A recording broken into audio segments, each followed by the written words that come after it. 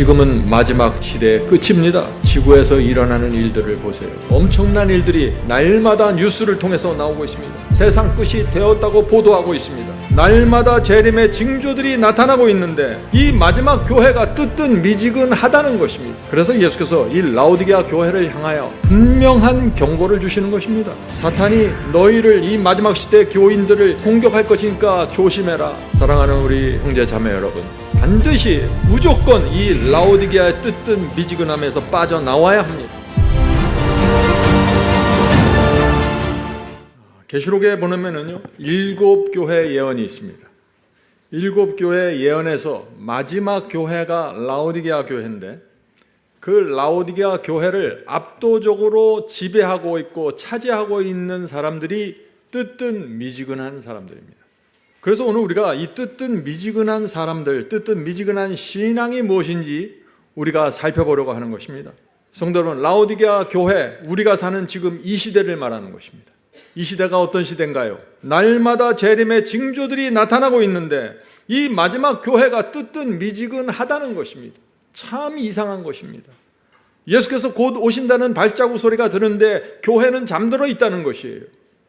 영적으로 죽은 교회, 그것이 라오디게아 교회입니다. 놀랍지 않습니까? 어떻게 그럴 수 있을까요?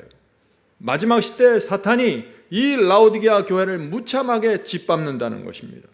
대다수의 사람들이 그래서 뜨뜻미지근하게 되었다는 것이에요. 그런데 자기는 그렇게 생각하지 않는 것이죠.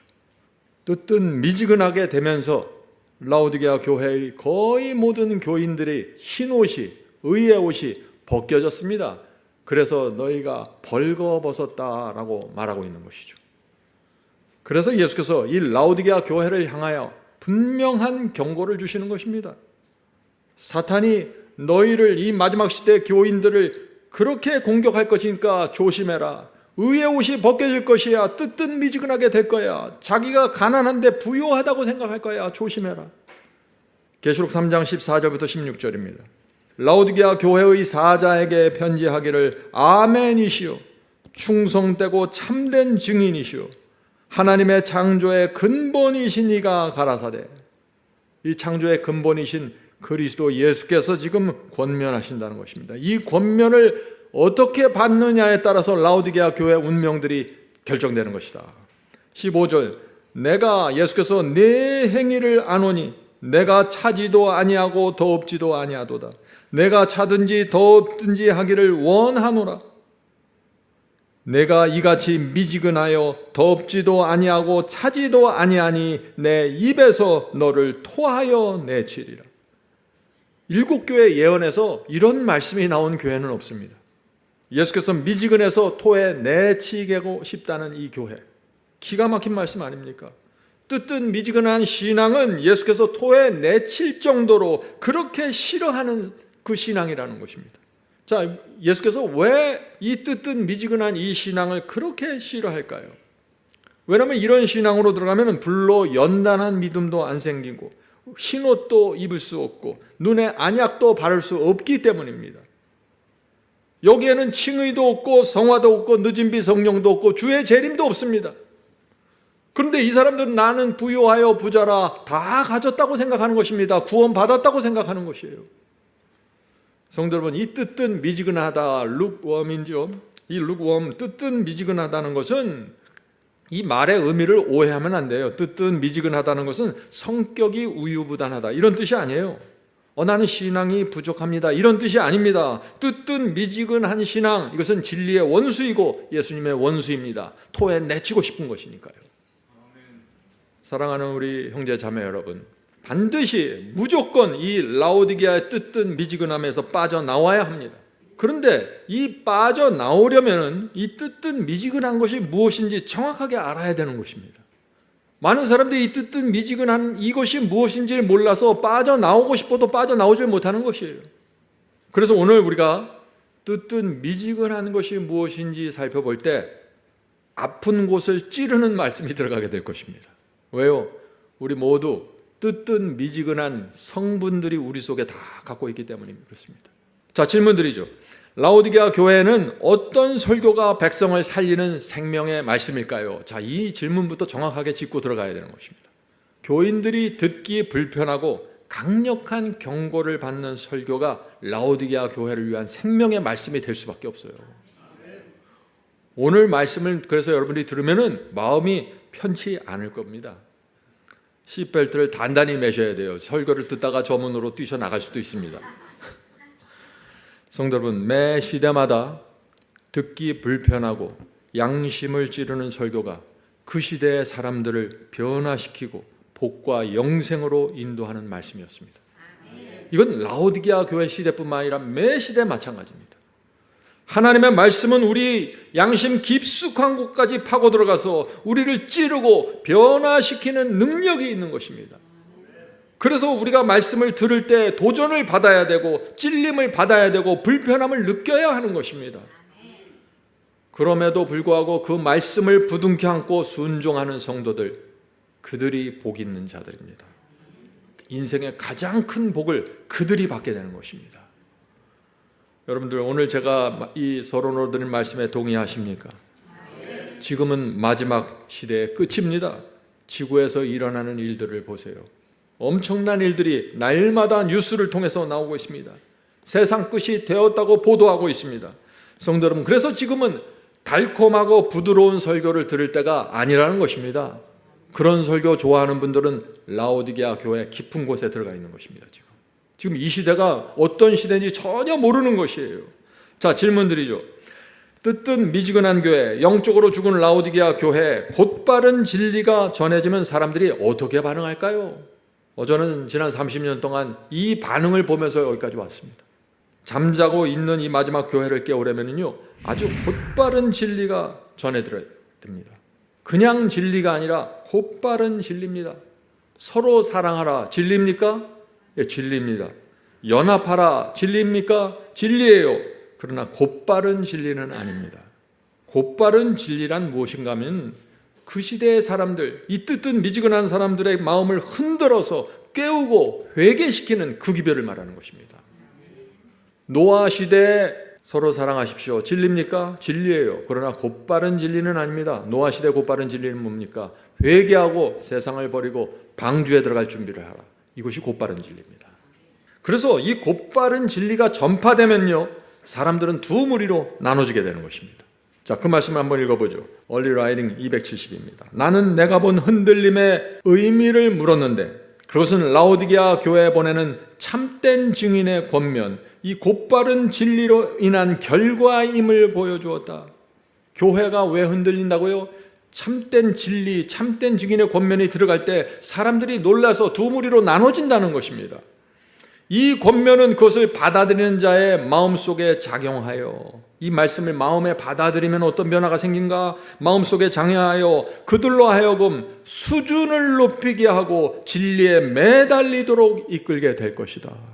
참된 기별을 받아들이는 증거가 뭐예요? 수준이 높아진다는 것입니다. 전에는 2, 3의 수준으로 살아왔는데 이 참된 증인의 권면을 받아들이고 그것을 붙잡기 시작하면 어떻게 돼요? 내 영적인 수준이, 표준이 딱 높아져서 그 수준을 향해서 가게 된다는 것이에요.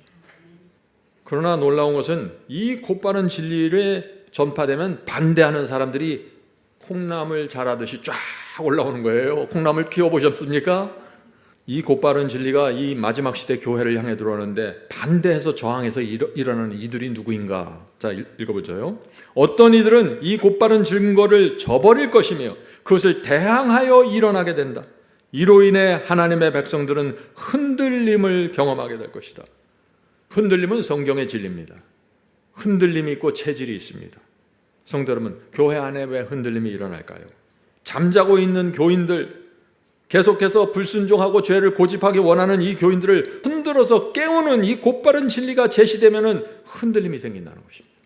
그런데 그 흔들릴 때 두 무리가 나타난다는 것입니다. 한쪽에서는 깨어서 일어나서 진리를 붙잡고 표준을 향상시키면서 순종해서 나가는 성도들이 나타나게 되고, 다른 쪽에서는 저항하고 반기를 드는 사람들이 또 나타난다는 것입니다.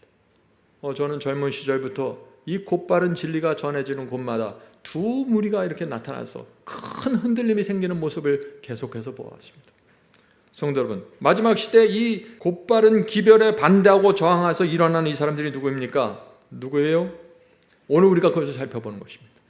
계속해서 읽겠습니다.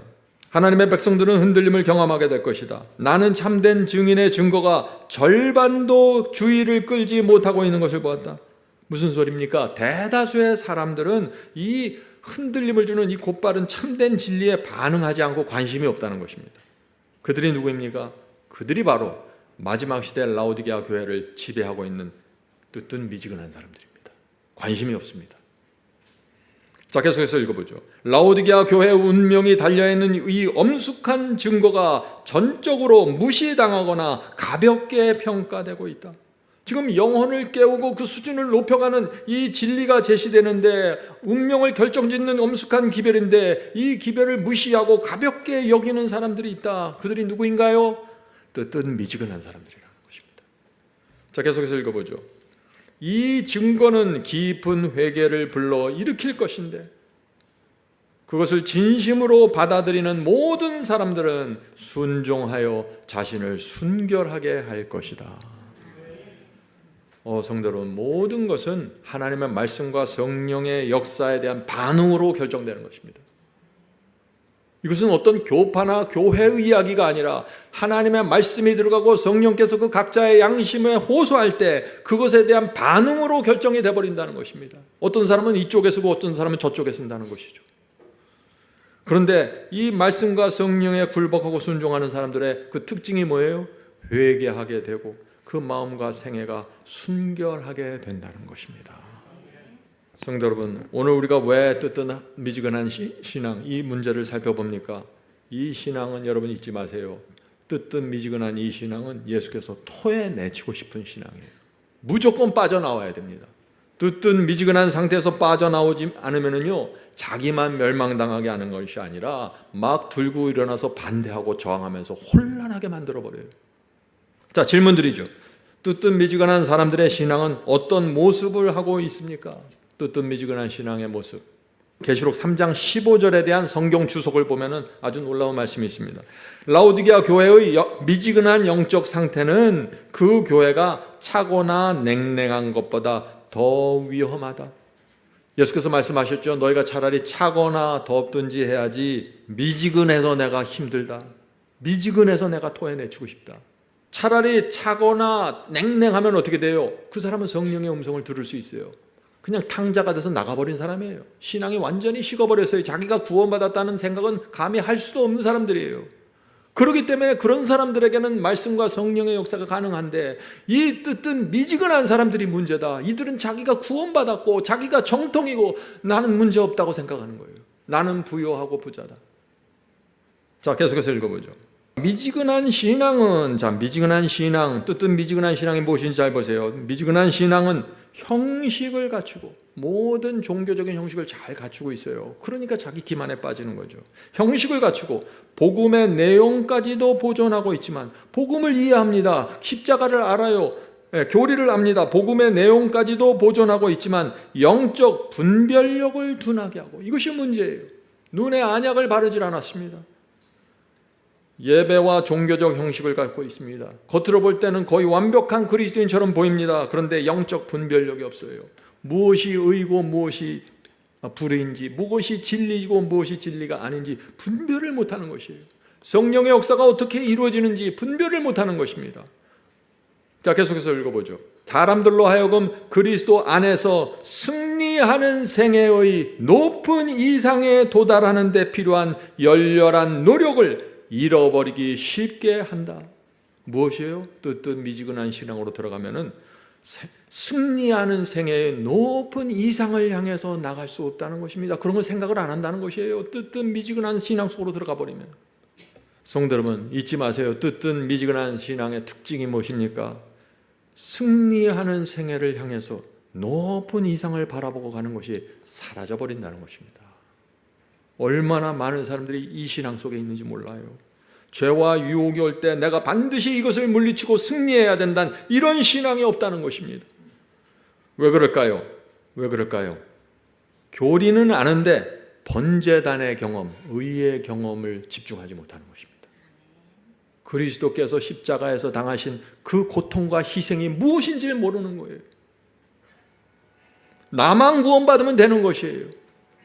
이것이 뜨뜻미지근한 사람들의 특징입니다. 자, 계속해서 읽어보죠. 전형적인 라오디게아 교인들은 그들이 처한 현실에 만족하고 그가 이룬 조그만한 발전을 자랑한다. 미지근한 신앙의 특징이 뭐예요? 현재 자기 상태에 만족하는 것입니다. 내가 이룬 업적과 나에게 생긴 적은 변화에 만족하고 거기에 멈춰버리는 것입니다. 이 마지막 시대가 어떤 시대인지 모르는 것입니다. 하나님과 사탄의 마지막 큰 전쟁이 벌어지고 있고 늦은 비를 받아야 되고 짐승의 환난을 통과하고 주의 재림을 맞이하는 그 시대에 살고 있는데 높은 표준을 바라보지 않고 자기 상태에 만족하고 그냥 나도 조금 변화됐어, 나도 이거 순종해, 그러면서 그냥 안주해버리는 것, 뜻은 미지근하다는 것입니다. 자, 계속해서 읽어보죠. 미지근한 자에게 자신의 커다란 필요와 자기가 완전의 목표에서 얼마나 멀리 떨어져 있는지를 깨우쳐 주기가 거의 불가능하다. 중요한 말씀이죠. 성도 여러분, 뜻은 미지근한 사람들에게 무엇이 거의 불가능하다고 지금 여기 말하고 있습니까? 그 사람이 하나님의 완전한 뜻에서 얼마나 멀리 떨어져 있는지 알려주고 가르쳐주는 것은 거의 불가능한 것처럼 느껴진다고요. 왜 그럴까요? 이 사람들은 자기에 만족하고 있어요. 나는 정통이고 나는 교회에서 인정받고 나에겐 큰 문제가 없어, 나에게 작은 죄는 있는데 큰 죄는 없어, 이러면서 다 타협하고 자기를 안주해버리는 것입니다. 성도 여러분, 제가 뭘 늘 강조합니까? 제가 제 설교에서 무엇이 많이 강조가 돼요? 완전한 굴복을 제가 강조하잖아요. 제가 왜 완전한 굴복을 강조하는지 아시겠어요? 뜻은 미지근함에서 빠져나오게 만드는 기별이 완전한 굴복의 기별이에요. 이 완전한 굴복이 빠져버리면 다 자기에게 문제가 없다고 생각하는 거예요. 바벨론 교회들에도 칭의가 갖고 성화가 있습니다. 거기서도 서로 사랑하라고, 거기서도 성화되라고 그래요. 그런데 뭐가 빠져 있어요? 완전히 빠져 있는 것입니다. 너희가 받은 빚대로 성령께서 호소하신 그대로 굴복해라. 의의 표준을 높이고 승리하는 생애를 인도하는 그 기별이 마지막 시대의 기별이라는 것입니다. 그러나 대다수의 사람들에서 그 마지막 기별이 무시당하고 외면당하고 있다는 것입니다. 성도 여러분, 뜻은 미지근한 사람들이 왜 이 완전한 굴복에 대한 기별을 그렇게 외면하고 싫어하고 거절할까요? 참 이상해요. 이 성경의 완전을 완벽이라고 오해하기 때문이에요. 완전은 완벽이 아닙니다. 제가 늘 반복하죠. 완전이라는 완전한 굴복을 말하는 것입니다. 완전한 굴복입니다. 완전한 굴복이 무엇입니까? 성령께서 하나 가르쳐 주시면 네, 알겠습니다, 굴복하겠습니다. 말씀의 빚을 받았습니까? 예, 알겠습니다. 이것이 하나님의 뜻이군요. 굴복하는 것입니다. 이것을 완전한 굴복, 성경은 것을 완전이라고 말하는 것입니다. 자, 질문드리죠.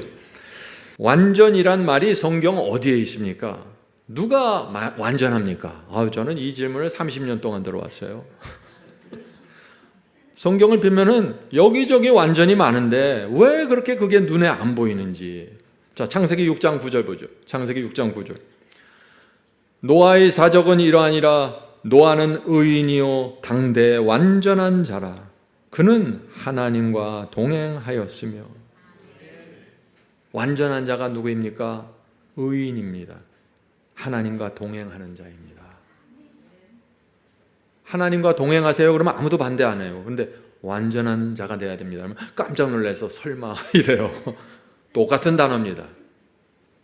누가 완전한 자입니까? 마음이 하나님과 합해서 동행하는 자입니다. 산에 방주를 줘라. 아니 왜 방주를 호수에 줘야지 산에 줘요? 이렇게 질문 안 하고 산에 줘야 됩니까? 알았습니다. 이것이 완전한 굴복입니다. 어떻게 이럴 수 있을까요? 하나님을 믿고 신뢰하기 때문이죠. 어린 양의 피로 용서받고 지옥을 탕감받은 사람들이라면 이렇게 고백하는 것입니다. 주여 말씀만 하옵소서, 제가 주를 따르겠습니다. 이것이 완전입니다. 욥기 1장 1절. 우수 땅에 욥이라 이름하는 자가 있었는데 그 사람은 완전하여 정직하여 하나님을 경외하고 악에서 떠난 자라. 누가 완전합니까? 하나님을 경외하고 악에서 떠난 자라. 당연한 거 아니에요? 하나님을 경외하는 거 당연하죠. 악에서 떠나는 거 당연하잖아요. 당연한 걸 하는 사람들이 완전한 자예요. 디모데후서 3장 16절 17절입니다. 모든 성경은 하나님의 감동으로 된 것으로 교훈과 책망과 바르게 함과 의로 교육하기에 유익하니. 자, 이게 바울의 말씀이에요. 바울은 성경 말씀으로 성도들을 양육했습니다. 교훈하고 책망하면서 의의 기별로 인도했어요. 근데 이 바울의 목표가 무엇인가? 이렇습니다. 이는 하나님의 사람으로 완전케 하며 모든 선한 일을 행하기에 온전케 하려 함이니라. 바울의 목적이 무엇입니까? 하나님의 말씀과 성령의 역사를 통해서 그 사람을 완전케 하는 것입니다. 말씀과 성령의 역사에 완전히 굴복시키는 것입니다. 당연하지 않아요? 하나님께서 거짓말하지 말라 그러면 네 알겠습니다 하고 거짓말하지 않는 것이 완전이라는 것입니다. 성경은 우리를 완전으로 인도하는 책입니다. 성경은 우리를 한 60% 하고 70%만 하고 나머지 40%는 네 맘대로 살아, 이런 책이 아니에요. 우리가 지금 왜 완전에 대해서 살펴보고 있습니까? 뜨뜻미지근한 사람들이 완전이라 하면 너무나 싫어하기 때문입니다. 완전한 굴복하면 너무나 싫고 외면해버립니다. 이 뜨뜻미지근한 사람들이 말이죠. 그래서 제가 이 완전을 말하고 완전을 정확하게 이해해야 뜨뜻미지근함에서 빠져나올 수 있다는 것입니다. 자, 질문을 드립니다. 성경이 말하는 완전이 무엇입니까? 자, 잘 들어보세요. 완전은 주님께 굴복한 마음입니다. 완전은 완벽이 아니에요. 실수도 안 하고 넘어지지도 않고 그런 게 아니에요. 하나님과 사탄 중에서 하나님 편에 내가 서기로 결정했습니다. 이 마음이 완전입니다. 완전은 주님을 사랑하기 때문에 모든 것을 주님께 드리는 마음입니다. 그것이 바로 노아였고 욥이었고 바울이 성도들을 양육하던 목표였다는 것입니다. 성도 여러분, 성경이 말하는 완전이 무엇입니까? 두 주인을 섬기지 말고 한 주인만 섬기라. 이것이 완전입니다.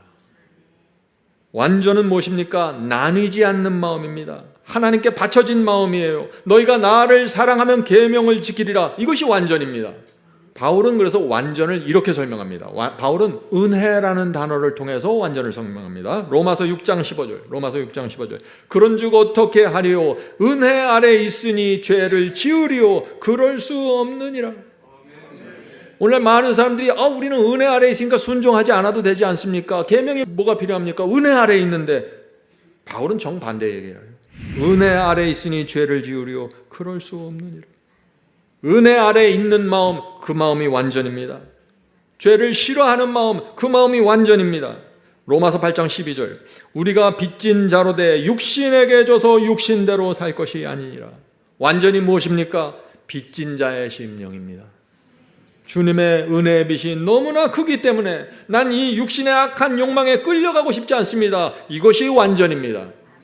너무나 당연한 마음이고 거듭난 자의 심령입니다. 성도 여러분, 뜨뜻미지근한 사람들의 문제가 무엇인가요? 그렇다면 창조주 하나님께 완전한 굴복을 드리지 않는 것입니다. 항상 자기 것이 있어요. 자아를 십자가에 못 박지 않는 것, 그것이 뜨뜻미지근한 신앙입니다.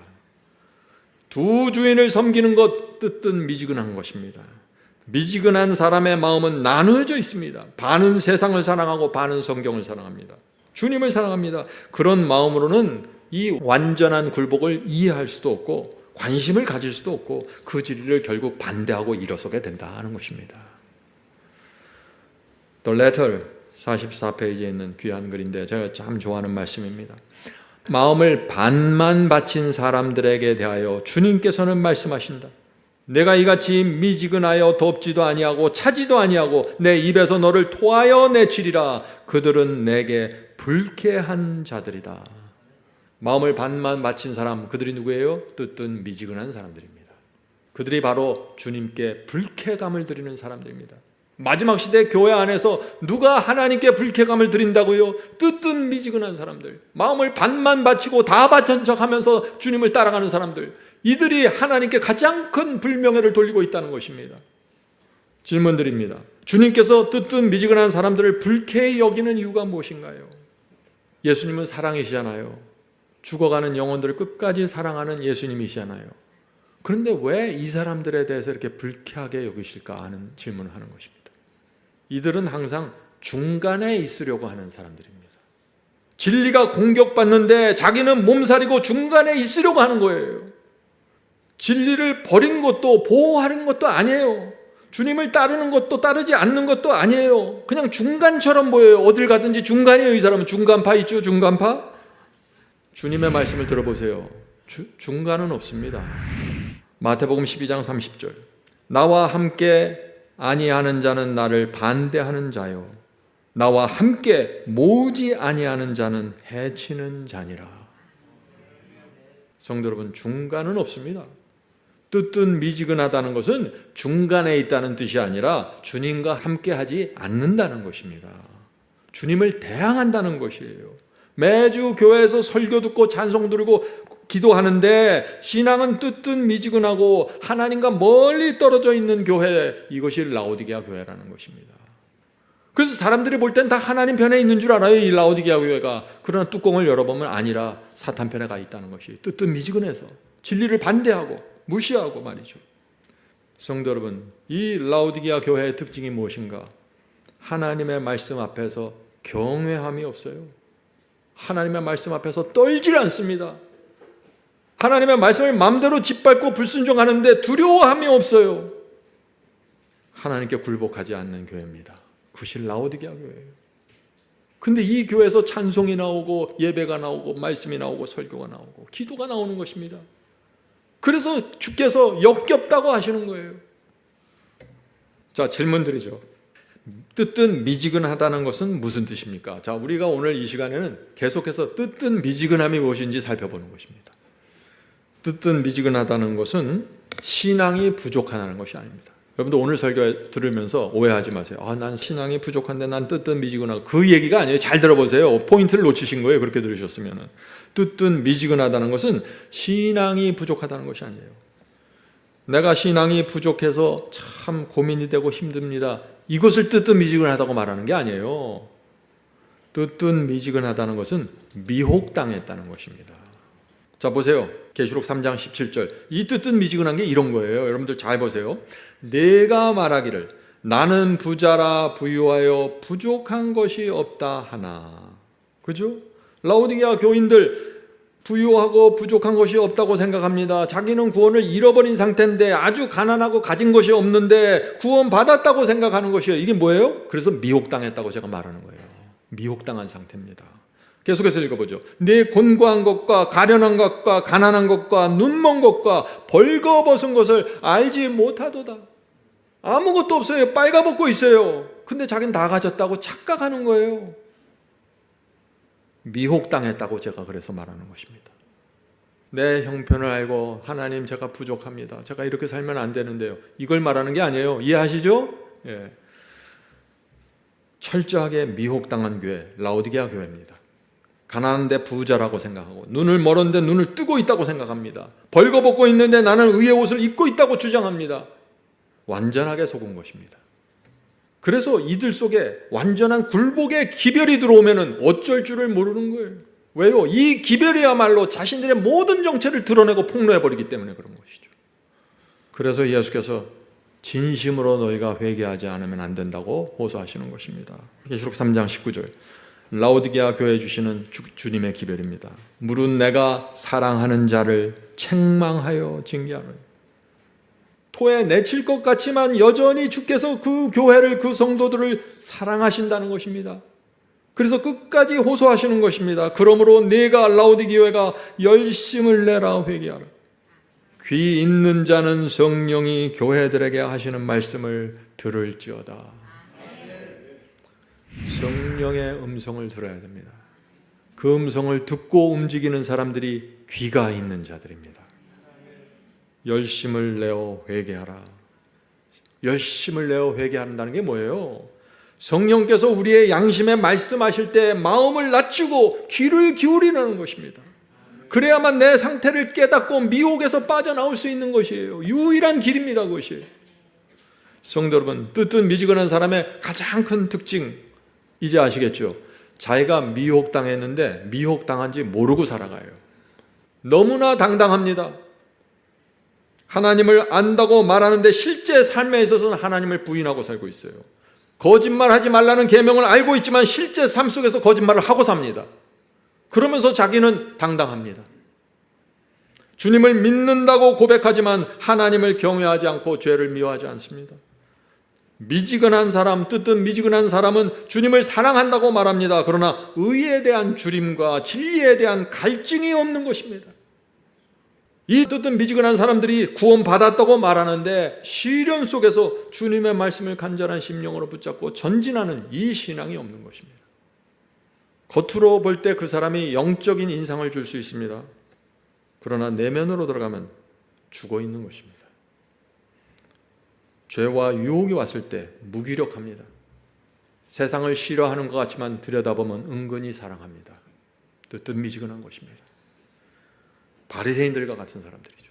바리새인들이 금식했습니다. 기도하고 11조를 신실하게 드렸어요. 그러나 예수께서 그들을 뭐라고 부르셨습니까? 너희는 회칠한 무덤이라고 했어요. 회칠한 무덤이 뭐예요? 겉에는 하얗게 아름답게 분장했다는 것입니다. 근데 무덤 속에 들어가면 어떻게 해요? 시체가 썩어서 가득 차 있는 것이에요. 냄새가 납니다. 성도 여러분, 이것이 라오디게아 교회라는 것입니다. 뜨뜻미지근한 것입니다. 성도 여러분, 오늘 제가 왜 이렇게 정말 불편한 설교를 할까요? 살자고 하는 것입니다. 살아야 됩니다. 이 라오디게아 뜨뜻미지근함에서 반드시 정확하게 빠져나와야 된다는 것이에요. 신앙은 겉모습이 아니라 속사람입니다. 하나님을 향한 진심이 필요합니다. 삶의 변화가 있어야 된다는 것이죠. 참된 그리스도인은 주님을 사랑하고 주님께 감사하고 주님께 충성합니다. 사랑, 감사, 충성, 이 세 가지가 있어야 되는데 뜨뜻미지근한 신앙 속에서는 이게 빠져 있다는 거예요. 주께서 십자가에서 죽으셨다는 사실을 믿는 데만 그치면 안 되는 것이에요. 예수님의 말씀에 전적으로 순종하는 그 지점까지 가야 되는 것이에요. 주께서 나를 위해서 저런 고통과 희생을 치르셨는데 제가 어떻게 이렇게 살 수 있습니까? 주여 말씀만 하옵소서. 제가 따르겠습니다. 바로 이 신앙이 뜨뜻미지근하면서 빠져나오는 신앙입니다. 뜨뜻미지근한 사람은 왜 하나님의 말씀에 전적으로 순종하지 않을까요? 가장 본질적인 문제는 예수님과 살아있는 관계가 이루어지지 않았기 때문입니다. 우리 아이들이 철없을 때 어머니가 계속 심부름시키고 뭐 하라 그러면 들어요, 안 들어요? 안 들어요. 철이 없는 거예요. 아직 어머니하고 그 딸하고 제대로 된 관계가 설정이 안 됐어요, 인격적으로. 어머니와 자녀는 인격적으로 관계가 아주 친밀한 관계입니다. 원래 그렇죠? 어머니가 기쁘면 자녀도 기쁜 것이 정상입니다. 어머니가 싫어한 일은 자녀도 안 하려고 노력하는 것이 정상이에요. 이것이 마음이 연결된 인격적인 관계입니다. 하나님과 우리의 관계도 그렇게 인격적으로 연결되어 있어야 된다는 것이에요. 뜨뜻미지근한 사람의 문제가 뭐예요? 주님과 인격적인 관계가 안 돼 있다는 것이에요. 그러니까 하기 싫은 거 억지로 하게 되는 거예요. 자꾸 지옥까지 안 와야 되니까 이것도 해야지. 11조요? 그것도 내야 되나요? 예, 알겠습니다. 또 내야죠. 뭐 지옥은 가지 않아야 되니까. 전부 이런 거예요. 뜨뜻미지근한 사람은 주님과 인격적인 관계에 들어가야 됩니다. 주님께서 싫어하면은 나도 싫어하는 관계로 들어가야 되는 것입니다. 이것이 인격적인 관계예요. 뜨뜻미지근하면 어떻게 돼요? 그런데 죄를 범해도 그리스도의 가슴에 내가 못질했다는 그 슬픔과 고통과 눈물이 없는 것이에요. 이것이 뜨뜻미지근한 사람들의 아주 통렬한 문제예요. 그냥 자기는 구원만 받고 은사만 받고 축복만 받으면 되는 거예요. 이 땅에 살면서 하나님의 고통과 하나님의 아픔은 생각 안 하는 거예요. 뜨뜻미지근한 거예요. 그래서 주님과 마음이 하나로 연결된 인격적인 관계가 없는 것입니다. 그래서 하나님의 말씀에 내가 전적으로 순종하겠습니다 하는 이 결단을 내리질 못하는 거예요. 마음이 없는데 어떻게 결단하겠어요? 억지로. 두려운 사실은 이 뜨뜻미지근한 사람은 하나님의 말씀 앞에서 떨지 않습니다. 이 말씀이요, 내 생각엔 동의가 되니까 이건 따라가죠. 또 다른 말, 이건 아닌 것 같네요. 하나님 생각 다시 하셔야겠습니다. 뜨뜻미지근한 것입니다. 왜 창조주 하나님의 말씀을 피조물 자신이 결정하냐고. 지금 이 신앙이 어떻게 돌아가는지 전혀 모르는 거예요. 뜨뜻미지근한 사람들은. 뜨뜻미지근한 사람들은 목사와 교회의 권위는 존중해 줍니다. 예의를 지켜요. 그런데 하나님의 말씀 앞에서는 권위도 없고 예의도 안 지켜요. 자기 마음대로 해요. 미지근한 사람들은 진리의 견고한 터에 서지 않고 교회 활동에 서 있습니다. 교회 활동만 열심히 해요. 진리엔 관심이 없어요. 성도 여러분, 사도 야고보가 뭐라고 말했습니까? 행함이 없는 믿음은 죽은 것이라고 했습니다. 믿음은 실천하는 것입니다. 실천이 없는 믿음은 가짜예요. 뜨뜻미지근한 것입니다. 자, 질문 드리죠. 뜨뜻미지근한 사람의 믿음은 실천하는 믿음일까요? 아니죠. 아닙니다. 뜨뜻미지근한 사람은 실천 안 해요. 모든 것은 다 머릿속에만 있어요. 뜨뜻미지근한 사람들은 베드로의 믿음의 사다리를 타고 올라가지 않습니다. 베드로후서 1장 5절부터 7절. 베드로후서 1장 5절부터 7절. 이러므로 너희가 더욱 힘써 너희 믿음의 덕을, 덕의 지식을, 지식의 절제를, 절제의 인내를, 인내의 경건을, 경건의 형제 우애를, 형제 우애의 사랑을 공급하라. 이것을 더욱 힘써 실천해야 된다. 베드로의 믿음의 사다리를 날마다 타고 올라가야 됩니다. 믿음, 덕, 지식, 절제, 인내, 경건, 형제 우애, 사랑 실천해야 된다는 것입니다. 성도 여러분, 당연한 거 아니에요? 이것은 양심을 가진 그리스도인이라면 당연히 이렇게 살아야 되는 거 아니겠습니까? 성령이 있으면 가능한 것입니다. 우리 속에 성령께서 역사하시고 내가 정말 주님을 사랑하고 주님 뜻대로 살고자 하는 마음이 있으면 자연히 이런 열매들이 맺히는 것입니다. 성령이 있어야 실천이 되지만은 실천하는 성도들에게 또 성령이 부어집니다. 왜 그래요? 필요를 느끼기 때문이에요. 내가 성도들을 섬기고 봉사하고 나누려고 하니까 내가 너무 부족하다는 걸 알게 되는 거예요. 그래서 하나님께 더 매달리게 되는 거예요. 그래서 실천하는 자들이 성령의 풍요로움으로 들어갈 수밖에 없는 것이에요. 자, 계속해서 읽어보죠. 자, 이 말씀도 굉장히 중요한 말씀입니다. 만일 우리가 날마다 그리스도인의 적극적인 덕목을 실천하는 일에 전진하지 않는다면 이것이 무슨 뜻인가? 그리스도인의 덕목을 적극적으로 실천하지 않는 것이 어떤 것인가? 아까 앞에서 말씀드렸죠. 베드로의 믿음의 사다리에 나오는 그 말씀을 적극적으로 실천하지 않는다면 그런 뜻이에요. 적극적으로 실천하는 일에 전진하지 않는다면 우리는 늦은 비 성령의 나타남을 알아보지 못하게 될 것이다. 성도 여러분, 이 기독교 역사가 두 번의 큰 성령의 역사에 의해서 맞춰진다고 제가 말씀드렸죠. 1세기의 오순절 성령에 의해서 복음이 전파됐습니다. 그리고 나서 마지막 때 한 번 더 더 큰 제2의 오순절 성령이 내린다는 것입니다. 왜요? 복음이 땅끝까지 마지막 때 전파돼야 되니까. 그래서 늦은 비 성령이 올 수밖에 없는 것이에요. 그래서 이 1세기의 이른 비 성경과 마지막 시대에 늦은 비 성령이 내리는 것입니다. 근데 늦은 비 성령을 받으려면 어떻게 돼요? 베드로의 사다리를 날마다 실천하면서 살아야 된다는 것입니다. 그것을 실천하지 않으면 어떻게 돼요? 늦은 비 생명이 내려도 알아보지도 못한다는 것이에요. 성도 여러분, 우리가 지금 무엇을 살피고 있습니까? 뜨뜻미지근하면은요 베드로의 믿음의 사다리를 가지 않는다는 것이에요. 성도 여러분, 우리 신앙이 진짜야 됩니다. 정말 하나님이 계십니까? 성령께서 우리에게 역사하시나요? 정말 하나님께서는 살아계셔서 우리의 삶과 죽음을 지배하시고 인도하십니까? 그러면 집중하는 게 당연한 거 아니에요? 집중하셔야 됩니다. 여러분의 영생에 걸려있는 문제입니다.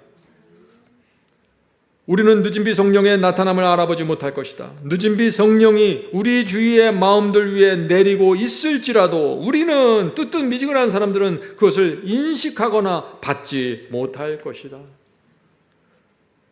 너무 중요한 말씀 아닙니까?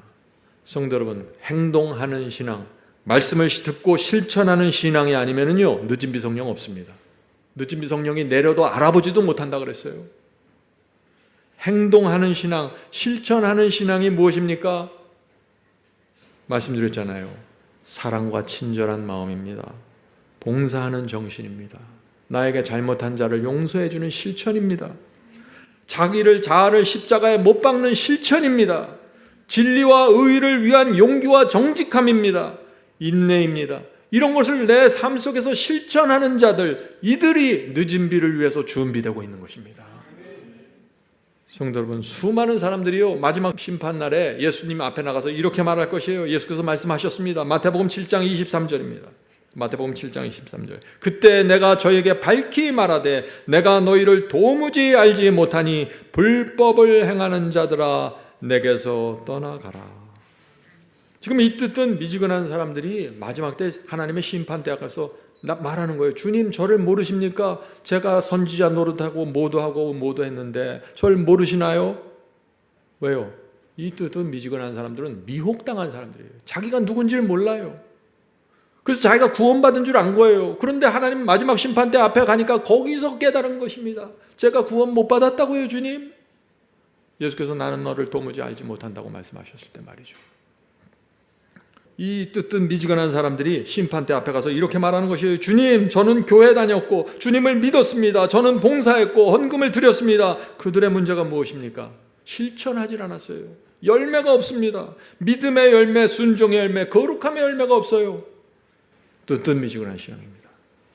성도 여러분, 오늘 제가 왜 이렇게 딱 잘라서 말씀을 드리는 줄 아세요? 뜻은 미지근한 신앙이 우리 속에 조금이라도 있다면 확실하게 빠져나오길 원해서 그런 것입니다. 뜻은 미지근한 신앙이 뭐예요? 주님을 따른다고 말하는데 자신을 십자가에 못 박지 않습니다.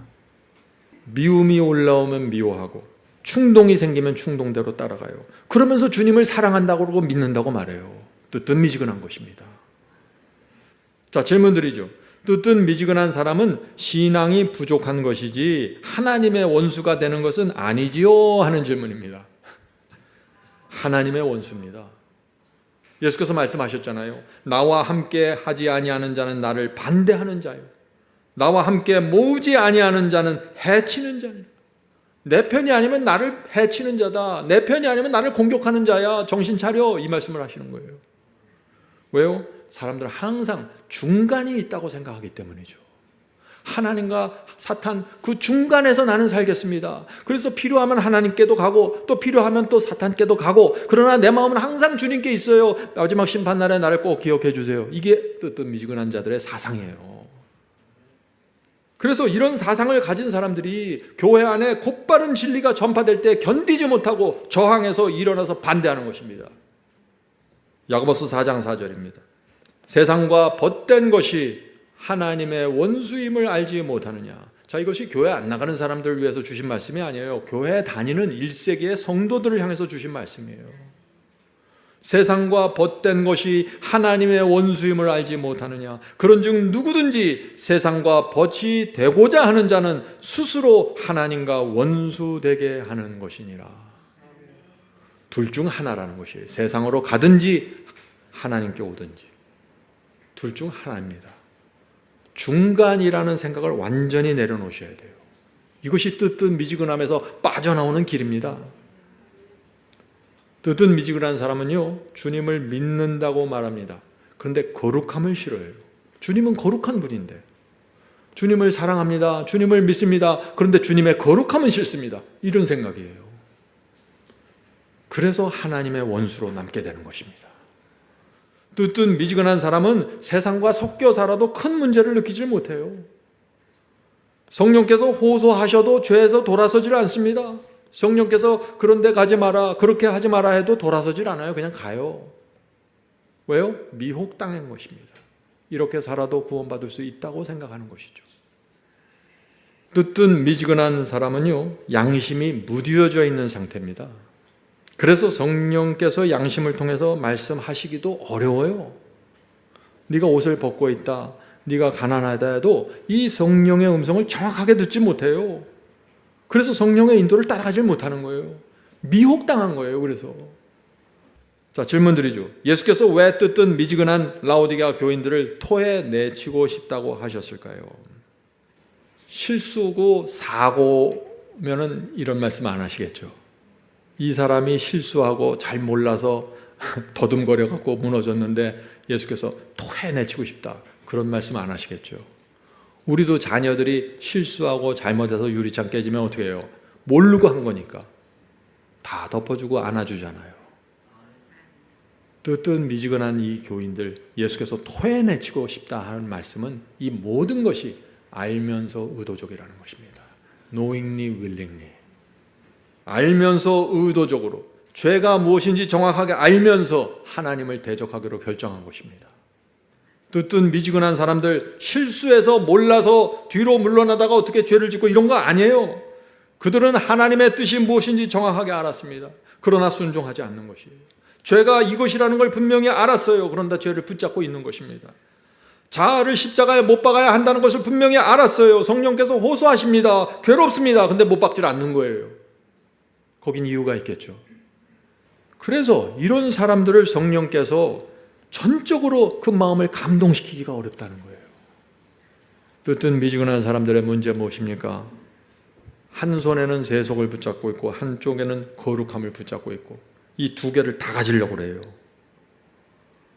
그래서 예수께서 주고자 하는 흰옷, 의의 옷을 입지 못하는 것입니다.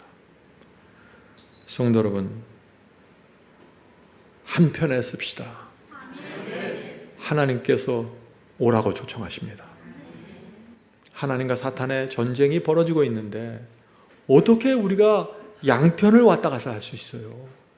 그런 사람은 행복하지도 않아요. 기도할 때 확신을 갖고 드릴 수도 없습니다. 하나님의 말씀 성경을 읽어도 깊은 신앙으로 들어가질 못해요. 자기 마음으로 받을 수 있는 몇 가지 성경절만 계속 골라서 읽는 거예요. 그렇게 살지 맙시다. 그건 위선입니다. 참된 그리스도인은 구별된 삶을 삽니다. 이 세상에 있지만 세상에 속하지 않습니다. 그들의 욕망은 새로워졌습니다. 욕망이 있어요. 비전이 있습니다. 그러나 주님 안에서 새로운 비전과 욕망을 갖고 힘차게 살아갑니다. 성도 여러분, 우리 그리스도인은 행복한 삶을 누구보다도 살 수 있는 사람들이에요. 이 뜨뜻 미지근한 사람들은요, 정말 슬픕니다. 교회에 와서도 행복하지 않고 그렇다고 세상에 가서도 완전히 세속으로 들어가지도 못해요. 어중간한 거예요. 우리 그리스도인들은요, 세상의 성공이나 재물, 그리고 사람들의 인정, 어떤 교단과 교회의 인정, 이런 것들에 목말라 하지 않습니다. 하나님과 성령의 역사 하나만으로 만족합니다. 그래서 그들이 먹고 마시고 하는 모든 일에서 하나님께 영광 돌리기를 바라는 것이에요. 진심으로 원하는 것이에요. 이 뜨뜻 미지근한 사람들 무엇이 문제예요? 세상과 예수님을 모두 원합니다. 천국도 원하고 죄도 원합니다. 하나님의 복을 받기도 원하고 하나님의 거룩함은 원하지 않아요. 매주 교회에 가지만 그 마음은 항상 육신의 것들에 자꾸 끌려갑니다. 유혹을 받을 수 있습니까? 유혹을 받을 수 있습니다. 그러나 물리치라는 얘기죠. 예수께서는 두 주인을 섬길 수 없다라고 했어요. 섬기지 말라가 아니라 섬길 수 없다라고 했어요. 왜? 우리의 사랑과 애정은 나눠질 수 없는 거예요. 두 남편을 섬길 수 있습니까? 애정이 그렇게 나눠질 수 있나요? 두 여인과 살 수 있나요? 애정이 나눠질 수 없는 것이에요. 한쪽을 사랑하면 다른 한쪽을 미워하게 되고 한쪽에 헌신하면 다른 한쪽은 경멸하게 되는 것입니다. 그러나 이 뜻은 미지근한 사람들은 두 주인을 동시에 섬길 수 있다고 생각하고 그렇게 하는 것입니다. 한 발은 교회 안에 두고 한 발은 세상에 두면서 사는 것이에요. 입술은 주님을 찬양하고 생각은 물질과 이기심과 자기의 욕망을 향해서 가고 있는 것입니다. 그래서 인생이 참된 행복이 뭔지 모르는 것이에요. 교회 안에 들어와서도. 뜨뜻 미지근한 신앙을 가진 사람들은 참 가만히 생각하면 이율배반적이에요. 두 개가 같이 갈 수 없는 논리인데 이걸 어떻게 짜맞췄어요? 네? 이렇게 생각하는 거예요. 구원받고 싶은데 내 자신을 부인하고 십자가는 못 박지는 쉽지는 않아요. 두 개가 함께 가기 어려운 거죠. 불가능한 거죠. 그런데 기가 막히게 어떻게 이걸 한 손으로 다 붙잡고 사는 거예요. 뜨뜻 미지근한 사람들, 교회에서 봉사하고 희생하고 뭔가 열심히 일하는데 자기의 욕망이 따로 있어요. 직분과 직위와 직책이 들어오지 않으면 실망하는 것이에요. 뜨뜻 미지근한 사람들이에요. 성도 여러분, 뜨뜻 미지근한 사람들의 정말 문제가 무엇입니까? 하나님을 진심으로 사랑하지 않는 거예요. 이게 문제예요. 근데 자기를 속이는 거예요, 자꾸. 예수께서 말씀하셨죠? 누구든지 나를 따르려거든 자기를 부인하고 자기 십자가를 지고 나를 따르라. 예수님은 분명히 말씀하셨어요. 여기 오해할 여지가 없어요. 근데 뜨뜻 미지근한 사람들은 이 말씀으로 들어가질 못해요. 마음에 우상을 품고 주님을 따라갈 수 있다고 생각합니다. 두 개의 불가능한 것, 두 개가 공존할 수 없는 것을 딱 붙잡고 주님을 따라가려고 해요. 그렇게 하지 말라고 해도 주님을 따른다는 것은 반쪽 마음으로 따르는 것이 아니에요. 주님을 따른다는 것은 세상을 버리는 것이고 예수님을 사랑한다는 것은 나를 버리는 것입니다. 주님을 따르는 길에 있어서 방해되는 모든 것을 버리기로 헌신한 자들, 그들이 그리스도 예수의 제자입니다. 예수님의 제자, 성격이 좋고 부드럽게 말하고 친절하고 다 좋은 거죠. 그러나 그거 이전에 근본이 있어야 된다는 거예요. 근본. 참된 그리스도인은 죄를 고집할 수 없습니다. 왜요? 성령께서 나를 괴롭히고 잠을 안 재워요. 죄를 품고 그 사람에 대한 미움을 품고 어떻게 밤에 다리를 편히 펴고 자요? 불가능한 거예요. 성령께서 나를 책망하시고 인도하십니다. 자, 이제 마지막 이 질문을 드리고 마치겠습니다. 회개가 무엇입니까? 뜻은 미지근한 사람이 놓친 참된 회개의 경험이 무엇입니까? 하는 질문입니다. 회개란 예수님께 달려가 그분 앞에 죄를 포기하기로 결정하는 것입니다. 회개란 주 앞에 달려가서 죄를 버리는 것이에요. 많은 사람들이 회개를 이렇게 생각해요. 뜻은 미지근한 사람들이 생각하는 회개. 예수님께 막 달려가서 눈물 흘리고 죄는 그대로 갖고 나와요. 그러니까 착각하는 거예요. 왜? 예수님 앞에 가서 눈물을 흘렸잖아요. 그런데 죄는 갖고 나오는 거예요. 그래서 미혹당하는 것입니다. 자기를 속이는 것이에요. 성도 여러분, 십자가 앞에 나가 회개할 때 죄를 버리는 지점까지 나가야 됩니다. 그래야 주께서 용서하시고 용서에 대한 확신을 내 마음속에 써주시는 거예요. 넌 용서받았다. 사람들이 눈물만 흘리고 죄를 갖고 나오기 때문에 용서에 대한 기도를 해도 확신이 없는 거예요. 마음이 평화롭지가 않아요. 항상 껄쩍지근해요. 저도 그게 뭔지를 압니다. 그래서 설명하는 거예요. 제가 그렇게 하지 말라고. 예수님께 달려가야 합니다. 예수님을 정말 십자가에 달리신 주님을 바라보는 사람은 자기를 부인하고 십자가를 지게 됩니다. 제가 어떻게 예수님 혼자 십자가를 지게 합니까? 같이 져야 됩니다. 주님, 저도 지겠습니다. 이것이 회개입니다. 회개란 하나님과 대적하는 모든 것을 포기하는 것입니다. 회개한 사람의 심령 속에는요, 하나님께서 좋아하는 것을 좋아하고 하나님께서 미워하는 것을 미워하고 싶은 그 강력한 소원이 회개한 사람들의 마음속에서 생기는 것이에요. 우리 속에 참된 회개가 일어나면 어떻게 될까요? 참된 회개를 하면 그리스도의 의와 그분의 공로에 의지해서 살아가게 됩니다. 승리를 향해서 가지만 늘 번제단을 갖고 갑니다. 혹시 제가 무너지고 넘어지면 바로 번제단 십자가 앞에서 제가 용서받고 다시 시작하겠습니다. 저에겐 항상 주님의 은혜와 공로가 필요합니다. 주여 도와주시옵소서. 이런 마음을 갖고 승리를 갖기 때문에 마음속에 완전한 평화가 있는 것입니다. 회개한 사람은요, 내가 이거 잘해서 구원 한번 받아봐야지, 이런 정신이 사라집니다. 모든 것이 100% 성령의 역사이고 모든 것이 주님의 은혜라는 이 진리를 깊이 깨닫게 됩니다. 그러면 어떻게 될까요? 배부르고 풍요롭게 됩니다. 라오디게아의 뜻은 미지근함에서 완전히 빠져나오는 것입니다. 성령께서 우리 모두를 그 라오디게아 교회에서 완전히 건져주시기를 제가 간절히 바랍니다.